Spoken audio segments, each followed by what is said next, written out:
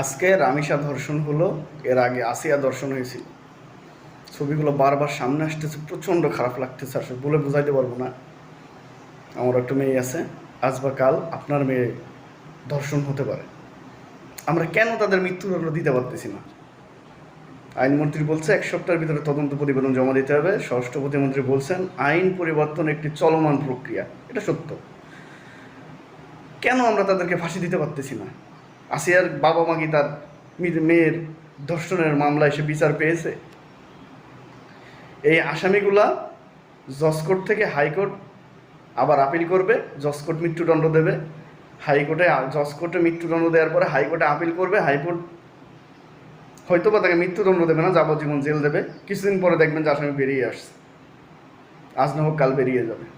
কেন আমরা ফাঁসি দিতে পারতেছি না? বাংলাদেশের তো দায়ভার আছে, আপনারা যারা সরকারে আছেন আপনাদের তো দায়ভার আছে। দায়ভার এড়িয়ে যাওয়ার দরকার তো কোনো অজুহাত দেওয়ার দরকার নেই। আপনারা প্রকাশ্যে ফাঁসি দিতে না পারেন, মৃত্যুদণ্ড নিতে না পারেন, মৃত্যুদণ্ড কার্যকর করে দেন। একটা আসামির মৃত্যুদণ্ড হওয়ার পরে কার্যকর না হওয়া পর্যন্ত এটার ফল আমরা পাবো না। অবশ্যই যারা ধর্ষণকারী আছে, ধর্ষণ করতেছে, প্রমাণ আছে, সব কিছু আছে, আপনারা 1 সপ্তাহ না, 2 সপ্তাহ না, 3 সপ্তাহ না, আপনারা 1 মাসের ভিতরে তাকে ফাঁসি মৃত্যুদণ্ড কার্যকর করে দেন। বাংলাদেশে কিন্তু মৃত্যুদণ্ড কার্যকর হয় না।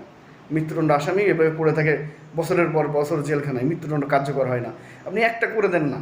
ধরুন তারেক রহমান সাহেব, আপনারও একটা মেয়ে আছে, আপনি একজন পিতাকে, একজন মেয়ের পিতাকে সুবিচার পাওয়ার জন্য একটু ব্যবস্থা করে দেন। যেমন সালেউদ্দিন কাদের চৌধুরী, আপনারা একজন পিতা কতটা কষ্ট পেলে সে তার নিজের মেয়ের ধর্ষণের বিচার চায় না, এই রাষ্ট্রের কাছে সে বিচার চায় না। তার মানে আপনাদের পরে তার কোনো বিশ্বাস নেই যে বাংলাদেশে ধর্ষণের কোনো বিচার হয় না। তার পিতা বলছে যে আমি কোনো বিচার চাই না কারোর কাছে। সে জানে যে হয়তো বা তার মেয়েরও কোনো বিচার হবে না।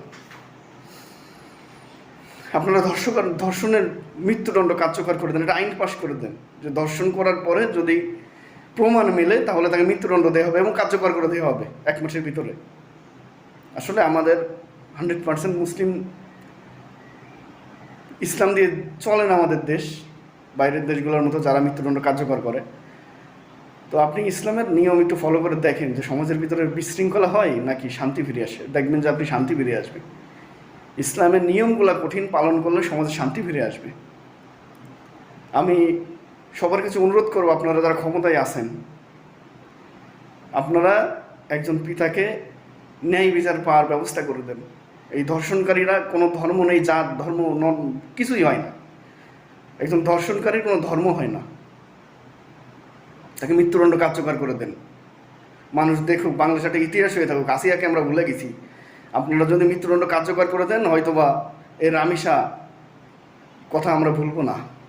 এই ধর্ষণকারীর কথা, তাকে যদি ফাঁসি দেওয়া হয় মানুষ মনে রাখবে যে হ্যাঁ, একজন ধর্ষণকারীর মৃত্যুদণ্ড কার্যকর হয়েছিল বাংলাদেশে। আপনারা একটু সুবিচার পাওয়ার জন্য ব্যবস্থা করে দেন। সবার কাছে বিনম্র অনুরোধ, যার যেখান থেকে যতটুকু সামর্থ্য আছে আপনারা এগিয়ে আসুন এবং ধর্ষণের বিচার চান, যেন আর কোনো মেয়ে বাংলাদেশে শিশু ধর্ষণ না হয়।